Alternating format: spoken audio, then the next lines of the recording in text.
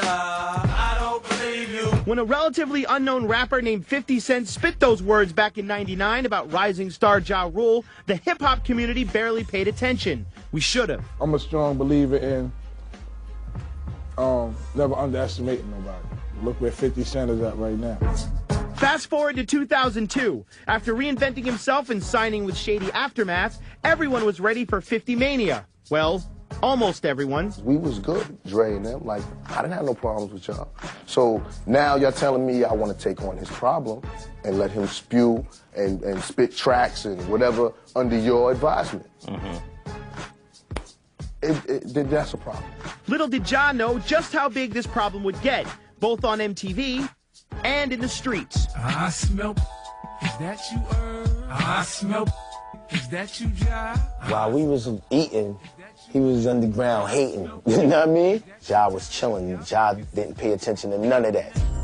And why should he? Ja Rule was busy riding high on the catchy pop hits that had become his trademark. Your lips, your smile, On the mixtapes, he was slandering us, but we was ignoring him. You know what I mean? I think it popped off once he got his deal. It was like he felt like he had somebody behind him.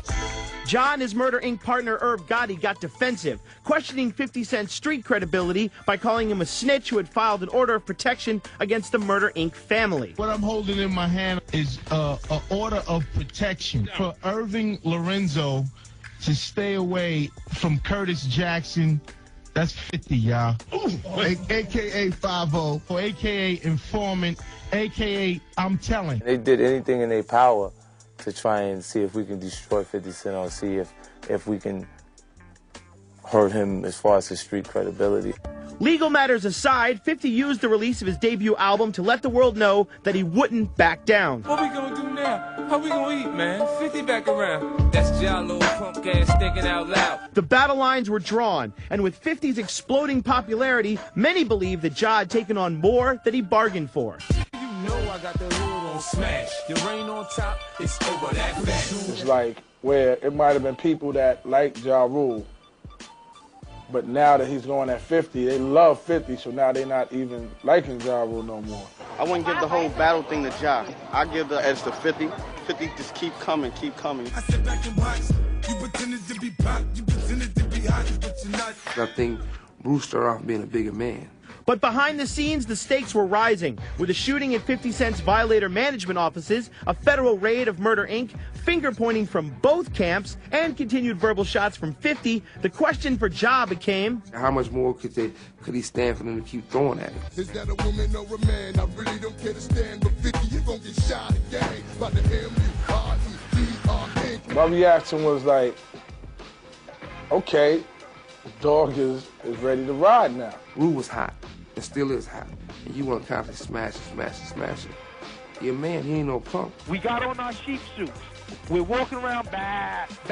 When the zipper comes down, they find out that we was wolves all along. Holla! That could have been the best chess move he ever played in his whole life. If you go at 6 people on one record, you got 6 of the hottest people in the industry calling your name, giving you their undivided attention. You can get resurrected, yo. They shoot them.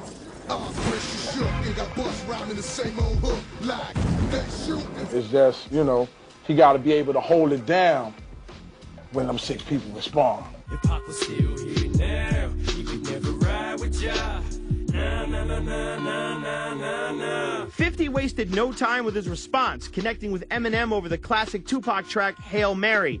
In addition, one of Ja's new targets joined their team. If you want to beef with me, then I'm beefing with you. I think about the game and what it's like, and what would it be without you? Finished. The people that he was dissing primarily was on the team that I represent, Violator. So if you're going at everybody on Violator, you must be going at me too. With his opposition growing, Ja Rule came right back with the perfect yin to 50's Tupac-inspired Gang.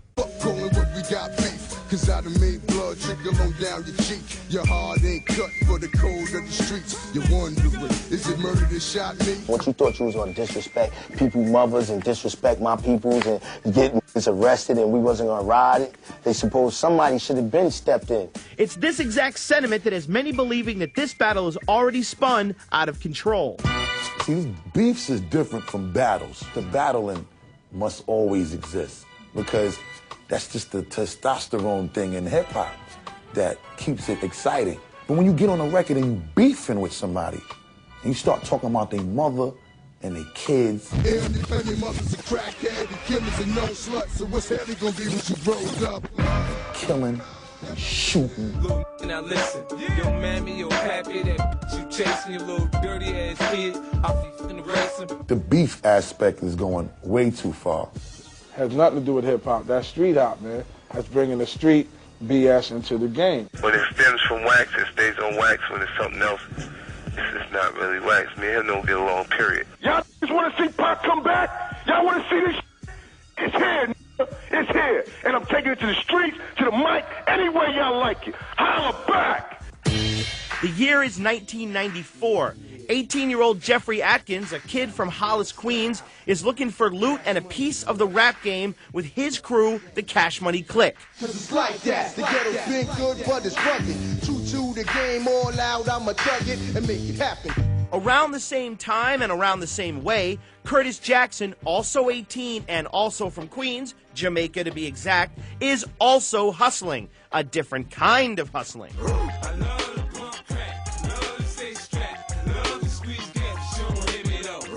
In 1994, the man who would become 50 Cent is arrested for selling crack.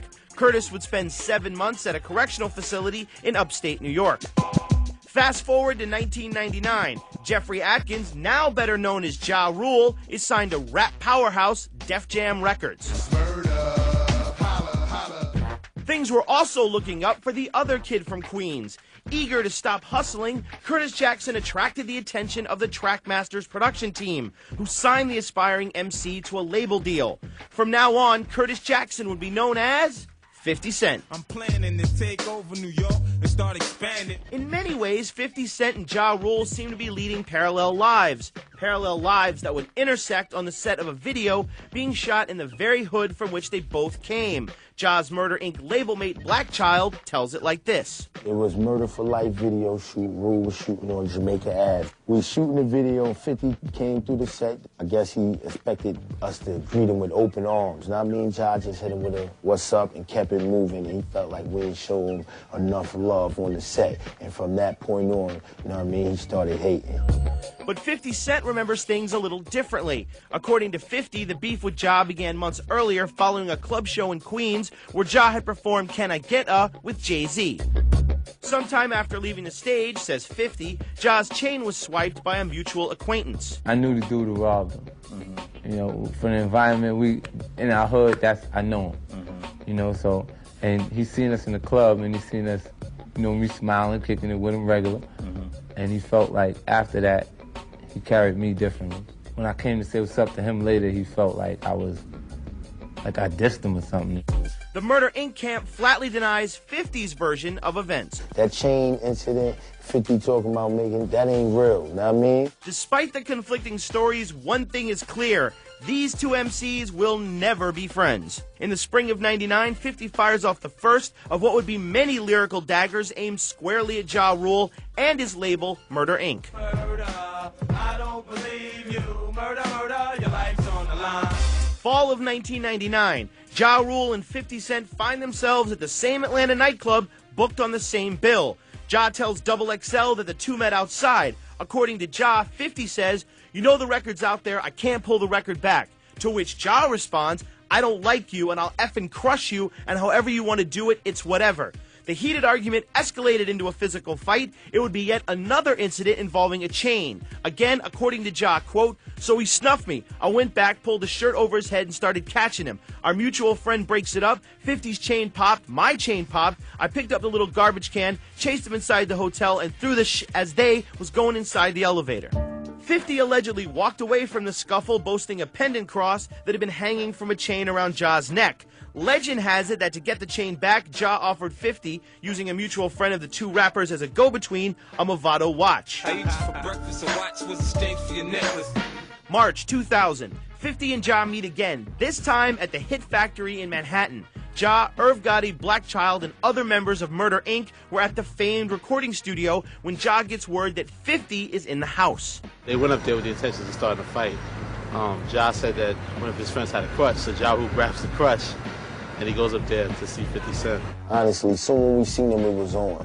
Someone shuts out the lights, or so the story goes, and a melee ensues as the Murder Inc. posse confronts 50 and his crew, which includes G-Unit soldier Lloyd Banks. As Ja tells it, I'm there trying to hit him with the crutch, I'm going wild with the crutch, I'm even hitting some of the guys I'm with the mother effing crutch. We seen them, they seen us, they popped off, and one of them started reaching for a gun. Blackchild says that someone was 50. In self-defense, claims Blackchild, he began to stab 50. Yeah, I stabbed him, you know what I mean? But he was reaching for his gun, and I poked him, straight up and down. And that's how it went. 50, I had a knife, you had a gun. You ain't pop one shot, poked you called 911. Next you know, I'm getting arrested. Me, Chris, and Irv is getting charged with 4 counts of assault. 50 denies having a gun at the Hit Factory that night. He also denies calling the police.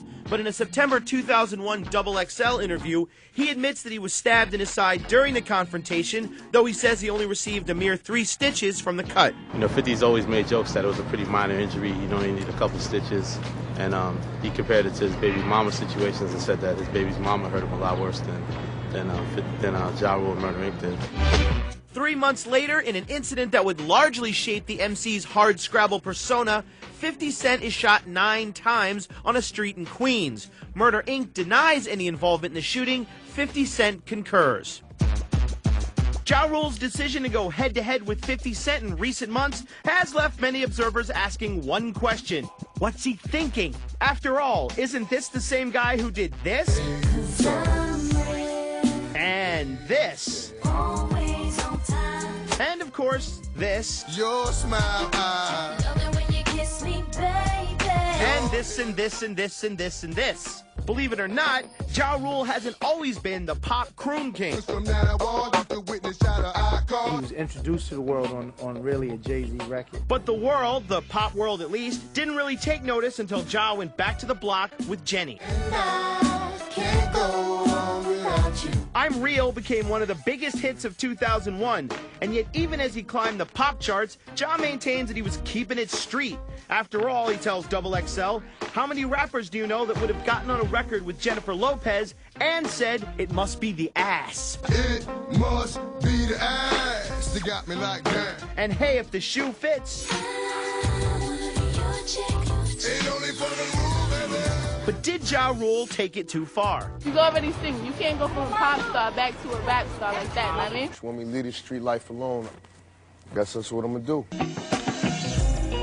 Actually, other high-profile rap stars like Puffy, Jay-Z, Tupac, and even Eminem have managed to straddle the line between the pop stage and the streets. Of course, all found themselves at one time or another in compromising situations that some have attributed, rightly or wrongly, to the hip-hop credo of keeping it real. Ja Rule's a great entertainer, but 50 is just straight hip-hop. You have to give it to 50. No question. No question for now, perhaps, but might soon we be asking the same questions about 50?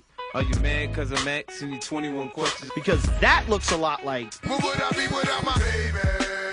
This thought alone might break me. 50 may be thugged out on his record. 50 Cent is in the building! And also, like Ja, he's got his eye on Hollywood. I'm exploring my options and film opportunities. And so the teetering continues as hip-hop's biggest stars attempt to reconcile megastardom and the streets. What's beef? What's beef? Well, at some point, almost all rappers are forced to defend themselves in rhyme. Whether it's the hood they rep, the skills they got, or how much money they make, there's always something to argue about. It's just us being competitive in what we do. You know what I'm saying? That's what rap music was built on, like I'm better than you. But the fire spitting between Ja Rule and 50 Cent seems different. When they talk about shooting somebody's mother or killing somebody's son, getting too personal, it's reckless right now. Recent rivals Jay-Z and Nas, like many others before them, took their fair share of cheap shots, but they did it more cleverly, stepping up their skills on classic battle tracks. Yeah, I sampled your voice, you was using it wrong. You made it a hot line, I made it a hot song. I can handle this for Dolo and his manuscript. Just sounds stupid when KRS already made an album called Blueprint. That's what I respect about me and Jay's battle. It was a battle of the minds. as well as lyrics, you know what I'm saying? We're not portraying gangsters and not walking around with vests, bulletproof vests on and, you know, and all of that. But 50 and Ja are taking that gangster route. Their tracks reflecting the violent history between the two MCs. They really don't like each other, and that's why it's dangerous. This situation is a street situation. The bottom line is it didn't start on record. It started in the street. It started on the street, but let's hope it ends on wax. Hip-hop has been plagued in recent years by too many tragic incidents, none of which are definitively connected to any lyric or verse. But given the murky circumstances surrounding those incidents, most agree that it's best not to blur the line between records and reality. Remember, let's keep it on wax.